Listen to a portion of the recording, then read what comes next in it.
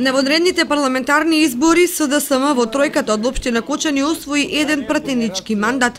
Петиот на листата, Милијан Донов, еден од 7 кои си обезбедија место во новиот собраниски состав. Заедно со него и новоизбраниот пратеник од ВМРО ДПМН Иван Иванов. Општина Кочани во Републичкиот парламент требаше да ја застапуваат двајца народни избраници.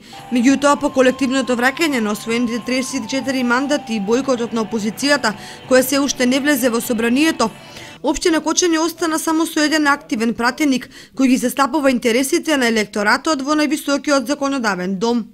Јас мислам дека народот ги избрал и треба да се понасат по законно.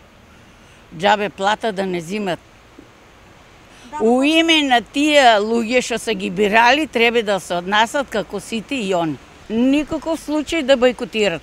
Ја мислам треба да работи, да се врати у парламент и си работи како што понапред што работи. А мислам кои се тие се треба да работат сите, да се врати у парламенту, да си живее државата, се работи. Иако опозицијата летово најавуваше работа на терен меѓу граѓаните, сепак во изминатите месеци во Кочани и Кочанско нема конкретни активности.